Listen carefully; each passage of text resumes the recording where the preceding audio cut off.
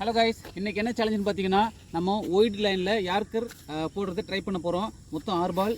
அதில் 6 பாலில் 3 பால் நம்ம கரெக்டாக யார்கரில் அடிக்கணும். அங்கே ஒரு வாட்டர் பாட்டில் இருக்குது, அதுதான் நம்மளோட டார்கெட். ஸோ வாங்க வீடியோக்குள்ளே போகலாம்.